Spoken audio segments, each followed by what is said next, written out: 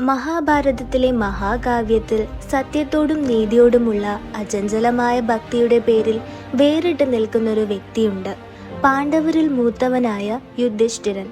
കുന്തിയുടെയും യമന്റെയും മകനായി ജനിച്ച അദ്ദേഹം എത്ര ദുഷ്കരമായ യാത്രയായാലും ധർമ്മത്തിന്റെ പാതയിലൂടെ സഞ്ചരിക്കാൻ വിധിക്കപ്പെട്ടവനായിരുന്നു. അസാധാരണമായ സാഹചര്യങ്ങളിലാണ് യുധിഷ്ഠിരൻ ജനിച്ചത്. അദ്ദേഹത്തിന്റെ അമ്മയായ കുന്തിക്ക് ദുർവാസാവ് മഹർഷിയിൽ നിന്നൊരു വരം ലഭിച്ചു. അത് ഏത് ദേവനെയും വിളിച്ച് തൻ്റെ കുഞ്ഞിനെ പ്രസവിക്കാൻ അനുവദിച്ചു. ഇത് പരീക്ഷിക്കുന്നതിനായി അവർ നീതിയുടെ ദേവനായ യമനെ വിളിച്ചു. അങ്ങനെ സത്യസന്ധത, ക്ഷമ, ജ്ഞാനം എന്നീ ഗുണങ്ങളോടെയാണ് യുധിഷ്ഠിരൻ ജനിച്ചത്. ചെറുപ്പം മുതലേ അദ്ദേഹം ശ്രദ്ധേയമായ ബുദ്ധിശക്തിയും സംയമനവും പ്രകടിപ്പിച്ചു.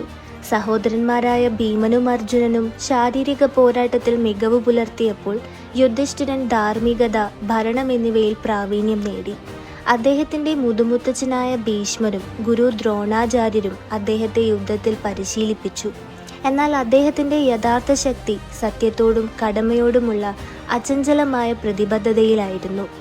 യുധിഷ്ഠിരന്റെ ഏറ്റവും വലിയ വിചാരണ നടന്നത് ഹസ്തിനപുര കൊട്ടാരത്തിലാണ്. അവിടെ അദ്ദേഹത്തിന്റെ ബന്ധുവായ ദുര്യോധനൻ ശകുനിയുടെ സഹായത്തോടെ പകിടകളിക്ക് വെല്ലുവിളിച്ചു. അദ്ദേഹത്തിന്റെ ബഹുമാനവും ക്ഷത്രിയ പെരുമാറ്റ നിയമങ്ങളും കാരണം യുധിഷ്ഠിരൻ സമ്മതിച്ചു. പക്ഷേ കളിയിൽ കൃത്രിമത്വം നടന്നു. ഒന്നിനു പിറകെ ഒന്നായി അദ്ദേഹത്തിന് എല്ലാം നഷ്ടപ്പെട്ടു. തന്റെ രാജ്യം, സഹോദരന്മാർ, അവരുടെ ഭാര്യയായ ദ്രൗപദി പോലും. ദ്രൗപദിയെ കൊട്ടാരത്തിലേക്ക് വലിച്ചിഴച്ച് അപമാനിച്ചപ്പോൾ യുധിഷ്ഠിരന് വേദനയോടെ നോക്കി നിൽക്കാനേ കഴിഞ്ഞുള്ളൂ. പാണ്ഡവരെ 13 വർഷത്തേക്ക് നാടുകടത്തിയതോടെ കളി അവസാനിച്ചു.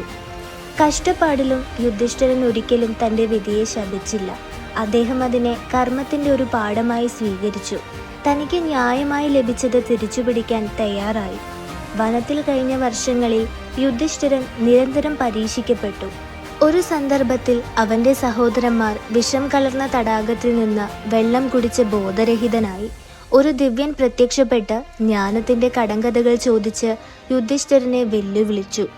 അവയ്ക്ക് ശരിയായ ഉത്തരം നൽകി മാത്രമാണ് അവൻ തൻ്റെ സഹോദരന്മാരെ പുനരുജ്ജീവിപ്പിച്ചത്. മാർക്കണ്ഡേയ മുനിയിൽ നിന്നും വ്യാസമുനിയിൽ നിന്നും ഭരണത്തിൻ്റെയും നീതിയുടെയും പാഠങ്ങൾ അദ്ദേഹം പഠിച്ചു.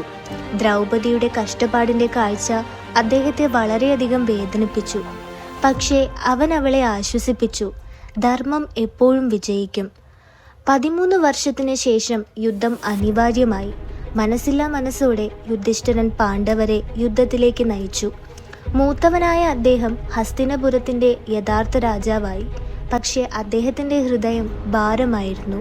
അവസാന നിമിഷം വരെ അദ്ദേഹം സമാധാനം തേടി. യുദ്ധത്തിന് മുമ്പ് അദ്ദേഹം ഭീഷ്മരെയും ദ്രോണരെയും ദുര്യോധനനെയും പോലും സന്ദർശിച്ച് യുദ്ധം ഒഴിവാക്കാൻ അവസരം നൽകി. ഏറ്റവും വലിയ യോദ്ധാവല്ലെങ്കിലും മന്ത്രരാജാവായ ശല്യൻ ഉൾപ്പെടെ നിരവധി മഹാനായ യോദ്ധാക്കളെ അദ്ദേഹം പരാജയപ്പെടുത്തി.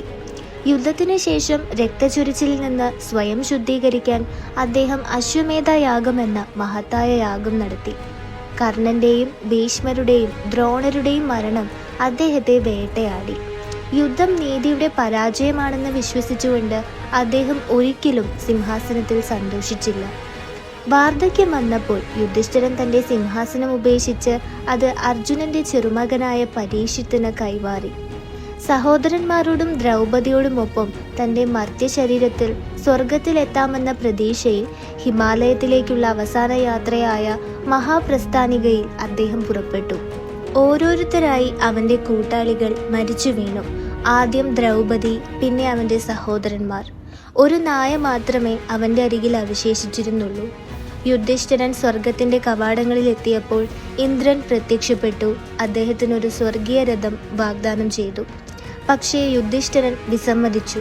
എൻ്റെ സഹോദരന്മാർക്കും ദ്രൗപദിക്കും പ്രവേശനം അനുവദിക്കാതെ ഞാൻ സ്വർഗത്തിൽ പ്രവേശിക്കില്ല, അദ്ദേഹം പ്രഖ്യാപിച്ചു. ഞാൻ ഈ നായയെ ഉപേക്ഷിക്കില്ല, കാരണം അവൻ എൻ്റെ ഏക കൂട്ടാളിയായിരുന്നു. ആ നിമിഷം നായ നീതിയുടെ ദേവനായ ധർമ്മനായി അവൻ്റെ ദിവ്യപിതാവായി രൂപാന്തരപ്പെട്ടു.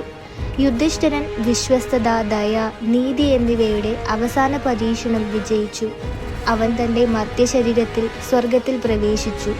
അങ്ങനെ ചെയ്ത ഒരേയൊരു മനുഷ്യനായി ദേവന്മാർക്കിടയിൽ തൻ്റെ സ്ഥാനം നേടി.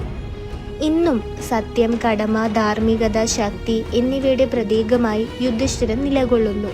നീതിയില്ലാതെ അധികാരത്തിനും സമ്പത്തിനും അർത്ഥമില്ലെന്നും വിധിയാൽ പരീക്ഷിക്കപ്പെട്ടാലും ധർമ്മം എപ്പോഴും വിജയിക്കുമെന്നും അദ്ദേഹത്തിൻ്റെ കഥ പഠിപ്പിക്കുന്നു.